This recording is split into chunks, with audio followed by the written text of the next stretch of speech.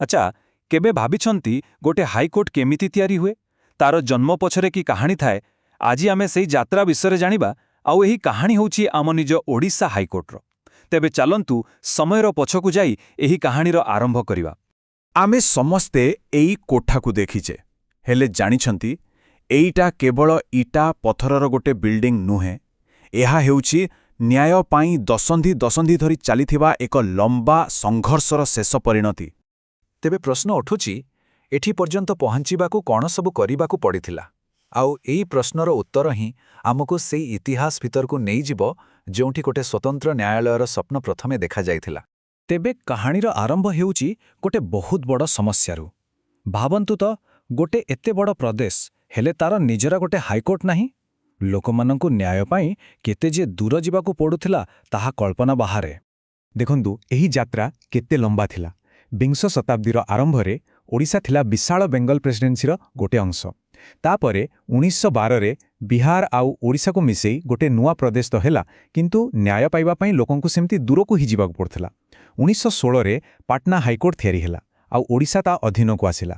ଶେଷରେ 1936ରେ ଓଡ଼ିଶାକୁ ସ୍ୱତନ୍ତ୍ର ପ୍ରଦେଶର ମାନ୍ୟତା ମିଳିଲା, କିନ୍ତୁ ନିଜ ହାଇକୋର୍ଟ ପାଇଁ ଲଢ଼େଇ ସେମିତି ଜାରି ରହିଥିଲା।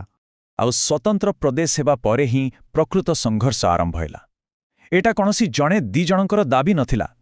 ଏହା ଥିଲା ସାରା ଓଡ଼ିଶାର ଲୋକଙ୍କର ଦାବି, ଗୋଟେ ସ୍ୱାଧୀନ ନ୍ୟାୟପାଳିକା ପାଇଁ। 1916 ମସିହାରେ ଯେତେବେଳେ ପାଟନା ହାଇକୋର୍ଟର ଗୋଟେ ସର୍କିଟ କୋର୍ଟ କଟକରେ ବସିଲା, ସେତେବେଳେ କଟକ ବାର୍ ଆସୋସିଏସନର ସଭାପତି ଥିଲେ ଶ୍ରୀ ମଧୁସୂଦନ ଦାସ। ସେ ଗୋଟେ ଆଶା ରଖି କହିଥିଲେ, ମୁଁ ଆଶା କରୁଛି ଯେ ଏହି ସର୍କିଟ କୋର୍ଟ ଖୁବ୍ ଶୀଘ୍ର ଓଡ଼ିଶା ପାଇଁ ଏକ ସ୍ଥାୟୀ ବେଞ୍ଚରେ ପରିଣତ ହେବ। ଏହି ଗୋଟେ ବାକ୍ୟ ଭିତରେ ସେ ସମୟର ପୁରା ଆକାଂକ୍ଷା ଲୁଚି ରହିଥିଲା। ଶେଷରେ 1942ରେ ଶ୍ରୀ ବୀରକିଶୋର ରାୟଙ୍କ ଅଧ୍ୟକ୍ଷତାରେ ଗୋଟେ କମିଟି ବସିଲା, ଆଉ ସେହି କମିଟି ତିନୋଟି ମୁଖ୍ୟ କଥା କହିଲା। ପ୍ରଥମତଃ, ଗୋଟେ ଅଲଗା ହାଇକୋର୍ଟ ହେଲେ ଲୋକଙ୍କୁ ଶୀଘ୍ର ଆଉ ସହଜରେ ନ୍ୟାୟ ମିଳିବ। ଦ୍ୱିତୀୟରେ, ଏଥିପାଇଁ ଯେଉଁ ଖର୍ଚ୍ଚ ହେବ ତାକୁ ଆମ ପ୍ରଦେଶ ବହନ କରିପାରିବ। ଆଉ ତୃତୀୟ କଥା ହେଲା, ଗୋଟେ ନୂଆ ହାଇକୋର୍ଟ ଚଢ଼େଇବା ପାଇଁ ଯେତିକି କାମ ଦରକାର ସେତିକି କାମ ଓଡ଼ିଶାରେ ଅଛି। ବାସ୍, ଏଇ ତିନୋଟି ଯୁକ୍ତି ହିଁ ହାଇକୋର୍ଟ ପାଇଁ ରାସ୍ତା ସଫା କରିଦେଲା। ଆଉ ସେହିଦିନ ଆସିଲା 26 ଜୁଲାଇ 1948, ଯେଉଁଦିନ ଓଡ଼ିଶା ହାଇକୋର୍ଟର ଉଦ୍ଘାଟନ ହେଲା। ଆଉ ଜାଣିଛନ୍ତି ଏହାର ପ୍ରଥମ ମୁଖ୍ୟ ବିଚାରପତି କିଏ ଥିଲେ? ସେହି ବୀରକିଶୋର ରାୟ। କିନ୍ତୁ କାହାଣୀ ଏତିକିରେ ସରିନି। ନ୍ୟାୟକୁ ଲୋକଙ୍କ ପାଖରେ ପହଞ୍ଚାଇବାର ଯେଉଁ ଲକ୍ଷ୍ୟ ସେଦିନ ଥିଲା, ଆଜି ବି ଅଛି। ଖାଲି ବାଟ ବଦଳି ଯାଇଛି। ଇତିହାସରୁ ଏବେ ଆସନ୍ତୁ ବର୍ତ୍ତମାନକୁ, ଆଜିର ଡିଜିଟାଲ ଯୁଗକୁ। ଉଦ୍ଦେଶ୍ୟ କିନ୍ତୁ ସେଇ ଗୋଟିଏ, ନ୍ୟାୟକୁ ଆହୁରି ସହଜ କରିବା। ଏ ଯେଉଁ ଆଧୁନିକୀକରଣ ହେଉଛି, ତାର ଲକ୍ଷ୍ୟଟା ବହୁତ ସ୍ପଷ୍ଟ। ନ୍ୟାୟ ଯେମିତି ଆହୁରି ଶୀଘ୍ର ମିଳିବ, ସମସ୍ତଙ୍କ ପାଇଁ ସହଜରେ ଉପଲବ୍ଧ ହେବ, ଆଉ ସମସ୍ତଙ୍କ ପାଖରେ ପହଞ୍ଚିପାରିବ। ଏହାର ପ୍ରଭାବ କେତେ ତାହା ଏଇ ସଂଖ୍ୟାରୁ ହିଁ ଜଣାପଡ଼ୁଛି।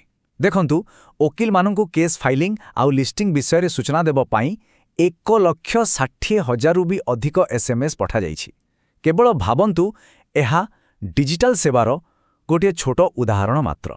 ତେବେ ଏହି ଡିଜିଟାଲ ବ୍ୟବସ୍ଥା କାମ କରେ କେମିତି?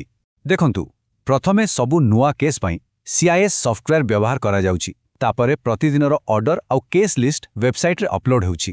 କୋର୍ଟରୁମ୍ରେ ଡିଜିଟାଲ ଡିସ୍ପ୍ଲେ ବୋର୍ଡ ଲାଗିଛି, ଯେଉଁଥିରେ କେଉଁ କେସ୍ ଚାଲିଛି ତାର ଲାଇଭ୍ ସୂଚନା ମିଳୁଛି। ଆଉ ଏବେ ତ ସମ୍ପୂର୍ଣ୍ଣ ଅନଲାଇନରେ କେସ୍ ଫାଇଲ୍ କରିବା ପାଇଁ ଇ-ଫାଇଲିଂ ବ୍ୟବସ୍ଥା ବି ଆରମ୍ଭ ହେଉଛି। କିନ୍ତୁ ଗୋଟେ କଥା ମନେ ରଖିବା ଦରକାର, ଯେକୌଣସି କୋର୍ଟର ପ୍ରକୃତ ପରିଚୟ ତାର ବିଲ୍ଡିଂ କି ଟେକ୍ନୋଲୋଜିରେ ନଥାଏ, ଥାଏ ତାର ରାୟରେ। ତେବେ ଚାଲନ୍ତୁ କିଛି ଏମିତି ମାମଲା ଦେଖିବା ଯେଉଁଠି ହାଇକୋର୍ଟର ରାୟ ଲୋକଙ୍କ ଜୀବନ ବଦଳେଇ ଦେଇଛି। ଏଇ ମାମଲାଟି ହେଉଛି ଶିକ୍ଷାର ଅଧିକାରକୁ ନେଇ। ରଶ୍ମିତା ଗମାଙ୍ଗ ନାମକ ଜଣେ ଛାତ୍ରୀଙ୍କୁ ଗୋଟେ MBA କୋର୍ସରେ ଆଡମିସନ୍ ଦିଆଗଲା ନାହିଁ, ତାହା ବି ବିନା କୌଣସି କାରଣରେ। ମାମଲା କୋର୍ଟକୁ ଗଲା। କୋର୍ଟ କହିଲେ ଯେ ଏହା ତାଙ୍କର ମୌଳିକ ଅଧିକାରର ଉଲ୍ଲଂଘନ। ଆଉ କେବଳ ସେତିକି ନୁହେଁ, ଛାତ୍ରୀଙ୍କୁ 2 ଲକ୍ଷ ଟଙ୍କାର କ୍ଷତିପୂରଣ ଦେବାକୁ ନିର୍ଦ୍ଦେଶ ଦେଲେ, ଆଉ ଯେଉଁ ଅଧିକାରୀମାନେ ଭୁଲ କରିଥିଲେ ସେମାନଙ୍କୁ ଦାୟୀ କଲେ। ଏଥିରୁ ଜଣାପଡ଼ୁଛି ନ୍ୟାୟ ବ୍ୟବସ୍ଥା ସାଧାରଣ ଲୋକର ଅଧିକାର ପାଇଁ କେମିତି ଛିଡ଼ା ହୁଏ। ଏହି ସବୁ ମାମଲା ଗୋଟେ ବହୁତ ଗୁରୁତ୍ୱପୂର୍ଣ୍ଣ ଆଇନଗତ ସିଦ୍ଧାନ୍ତ ଉପରେ ଆଧାରିତ, ଯାହାକୁ କୁହାଯାଏ ପ୍ରାକୃତିକ ନ୍ୟାୟ। ଏହାର ଅର୍ଥ ବହୁତ ସରଳ, କାହା ବିରୁଦ୍ଧରେ କୌଣସି ନିଷ୍ପତ୍ତି ନେବା ଆଗରୁ ତାଙ୍କ ନିଜ ପକ୍ଷ ରଖିବାକୁ ସୁଯୋଗ ଦିଆଯିବା ନିହାତି ଜରୁରୀ। ଏହା ହିଁ ହେଉଛି ନିରପେକ୍ଷତାର ମୂଳଦୁଆ। ଆଉ ଗୋଟେ ମାମଲା ଦେଖନ୍ତୁ, ବିଦ୍ୟୁତ୍ ଆଘାତରେ ଜଣେ ଲୋକର ମୃତ୍ୟୁ ହେଲା, ଆଉ ତାଙ୍କ ପରିବାର କ୍ଷତିପୂରଣ ମାଗିଲେ। କୋର୍ଟ ଦେଖିଲେ ଯେ ବିଦ୍ୟୁତ୍ ଲାଇନ୍ ରକ୍ଷଣାବେକ୍ଷଣରେ ଅବହେଳା ହୋଇଛି, ତେଣୁ ସଙ୍ଗେ ସଙ୍ଗେ ପରିବାରକୁ କିଛି ଅନ୍ତରୀଣ କ୍ଷତିପୂରଣ ଦେବାକୁ କହିଲେ।